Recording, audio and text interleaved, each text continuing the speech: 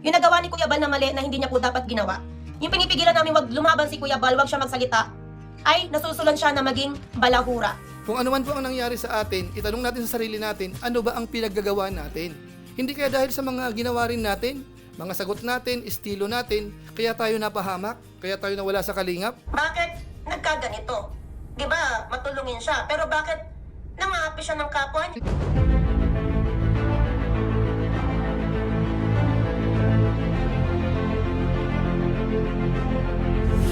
Ayun, shoutout guys, muli po, welcome to my YouTube channel. Ito po si Kuya July, ang inyong katugang, ang inyong kalingap na muling buwabati po sa inyo ng magandang araw, magandang gabi. Saang panig man po tayo ng mundo naroon at sa araw na ito, panibagong vlog po tayo. Pag-usapan po natin ngayon, yung reaction po ni Kuya Bal Santos Matubang, doon nga po sa binanggit ho nung dating reactor ho ng Team Kalingap na walang iba kundi si Michelle Japina. So hindi ho nagustuhan ni Kuya Bal Santos Matubang. May dalawang binanggit ho kasi si Michelle patungkol ho sa pambabalahura. At saka yung isa pa po, yung pang-aapi ng kapwa. So pag-usapan po natin yan maya-maya ng konti para maintindihan po natin, mga kabayan po natin. Pero bago po yun, konting paalala po muna si Kuya July. Kung hindi pa po kayo nakasubscribe po sa ating YouTube channel, huwag natin kalimutan yan. July Paunil. Tapos pakipindot lang po yung notification bell button para lagi po tayong updated sa aking mga video upload. Tapos yung ating Facebook page po, July Paunil 2.0, pwede po nating i-follow at saka po pwede pong i-like. So maraming salamat. At siyempre po, sina Kuya Bal Santos Matubang, Kalingap Rab, suportahan po natin ang kanilang YouTube channel at isama po natin yung mga Lingap partners. Mga Kalingap po yan. So maraming salamat po sa inyong lahat. Ngayon tuloy na po tayo. Pag-usapan na po natin itong patungkol nga po sa pag-reaction uli ni Michelle Japina, patungkol nga po dito sa sitwasyon ho ng Team Kalingap at saka po yung ex-beneficiaries na po sa ngayon na naging viral. Bagamat sabi nga ni Kuya Bal Santos Matubang, masyadong late na ho yung pagpasok ni Michelle. Kaso nga lang ho, nandyan na po yan. Pero hindi po yun ang ating masyadong highlight. Ang sa atin po dito ay yung naging reaction po ni Kuya Bal Santos Matubang doon po sa mga pahayag po ni Michelle Japina. Bagamat po yung ilan sa mga reactors ho na nakapakinig doon sa ilang live ni Michelle, talagang nag-react na po sila. Si Ingrata, si Derek Noelsa, at saka pa po yung iba, mga kabayan po natin. At tayo po sana iniiwasan natin ito Kasi kahit pa paano ho, si Michelle Japina ho ay nakasama po natin yan. Bagamat dumating po sa mga pagkakataon na nagkakasagutan din po kami yan. Minsan bumanat din sa atin yan. Minsan sinagot natin. So pabago-bago po ang sitwasyon. Tayo naman po, kumbaga, lahat ho natin pinapakisamahan. Kaso nga lang ho, dumating sa punto na si Kuya Bal Santos Matubang ho ay nag-react ho dito. So siguro po, pakinggan muna natin sandali ho yung sinabi ni Kuya Bal Santos Matubang doon nga po sa pahayag ni Michelle. Kami ba ni Kalingap Rab ay merong binalahura at inaapi? Wala. Actually, si Kalingap Rab di man nagsasalita yan Ngayon lang nung talagang yung mga content creator, grabe man balahura. Pero kami po, wala kaming mga banat sa inyo na hindi galing sa inyo yung content or sa mga reactor. Wala.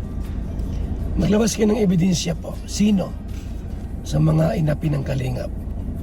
At sasagutin po namin isa-isa. Kalingap equals paglingap, pagmamahal sa kapwa na nauwi sa paningin ng marami ngayon na pang-aapi. Okay? So, kalingap, pagmamahal at pagtulong na sa ngayon ay hati na ang pananaw ng tao na meron ng nangyayaring pang-aapi. Gumawa siya ng maganda, pero bakit humantong sa ganito? Bakit nagkaganito? Diba, matulungin siya, pero bakit nangaapi siya ng kapwa niya? Yan ang pananaw ngayon ng hati.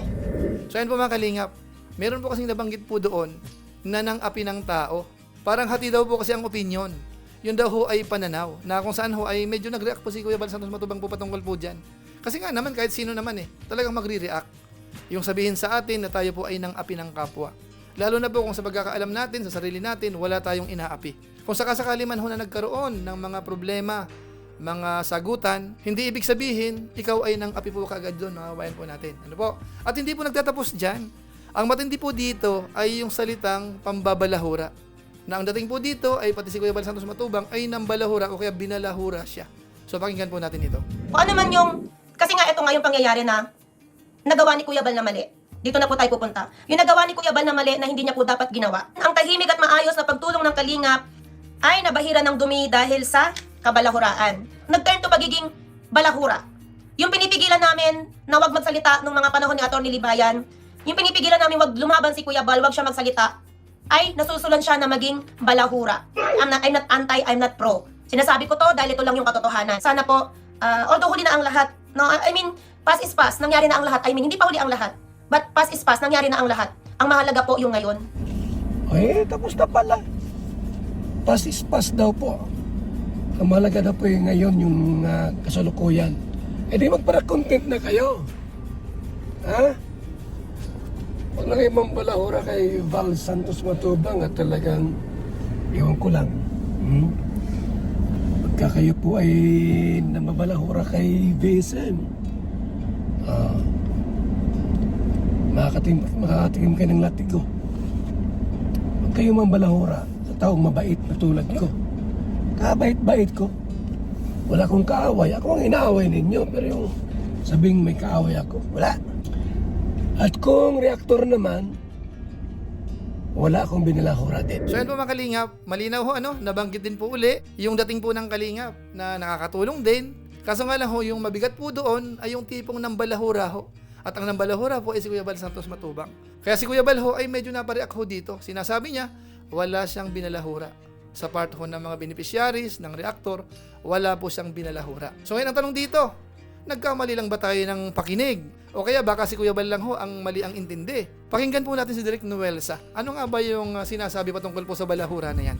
Nais ko lang bigyan ng kaliwanagan dito sa kanyang pagbabalik reaction dito sa Kalingap. Dahil sa issue na ito, may mga gusto lamang akong itama sa sinabi niya. At sinasabi niya na may katotohanan nga naman na yung pag-alis niya sa Kalingap, yung kalagayan ng mga iba pang niyang kasamahan nila Salcedo, nila Kapeso, ay nagkaroon daw po ng kaparehang mga experiences o karanasan na inabot nila sa aming mga kamay.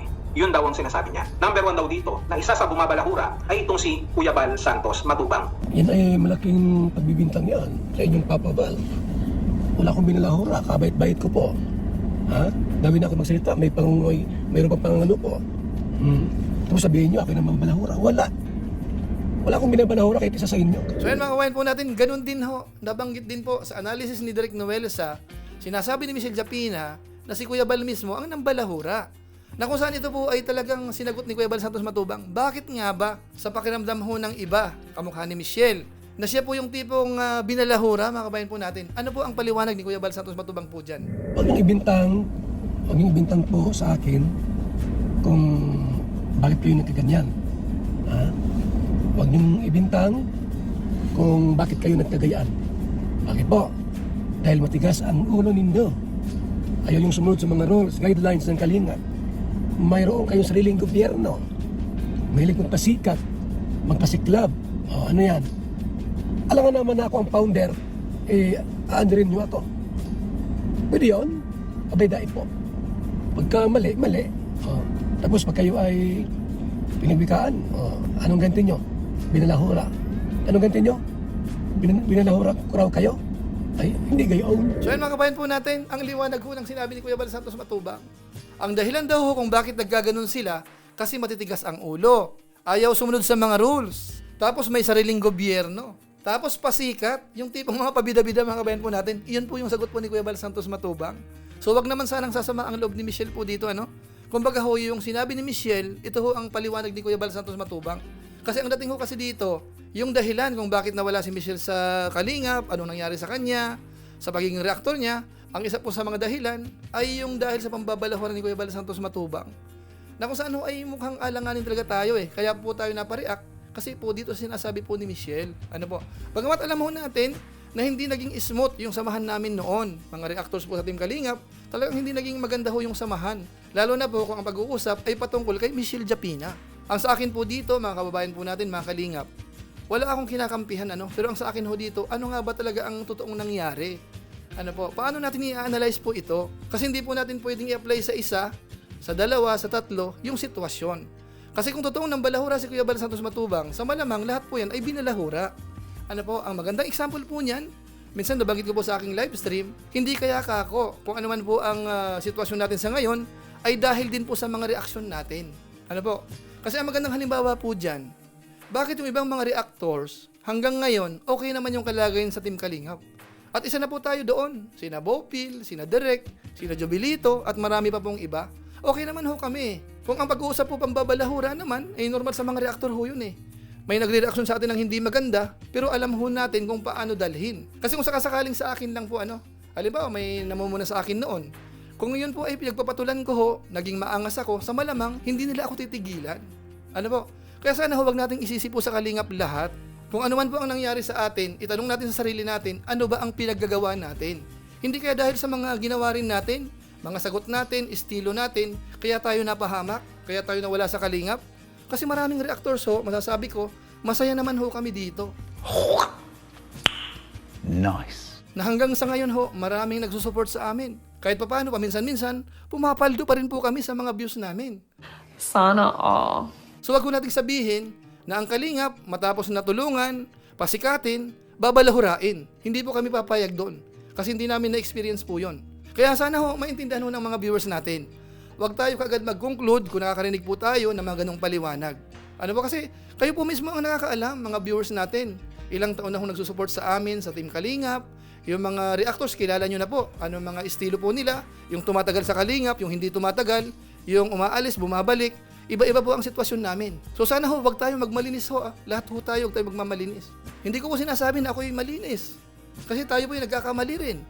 Marami rin tayong kapalpakan na nagagawa rin paminsan-minsan. Pero kahit pa paano ho, talagang pinipilit natin. Yung galit natin, pinipigil natin yon. Kasi alam ho natin na magkakaroon po yun ng consequence. Ano po, kaya isipin po natin, ano man ang kalagayan natin sa ngayon, yun po ay consequence ng pinagagawa rin po natin. So sana ho, maliwanag ho, yung pinapaliwanag po ni Kuya Julay po sa inyo, mga kabayan po natin, patungkol nga po sa pagpapasama kay Kuya Bal Santos Matubang na nambalahura sa mga beneficiaries o kaya sa mga reactors. Bagamat hindi ko po kayo pipilitin, kung yan po ang opinion po ninyo, malaya po kayo. Pero para sa amin, yung mga loyal sa Kalingap na hanggang ngayon nandito, hindi kami naniniwala na si Kuya Bal Santos Matubang ay binabalahura kami. Ano po? So sa pamamagitan po niyan, pansamantala, magpapaalam po muna tayo. Pero gaya po ng dati, baka naman pwedeng i-share ho yung video na ito kung inyo pong nagustuhan naman.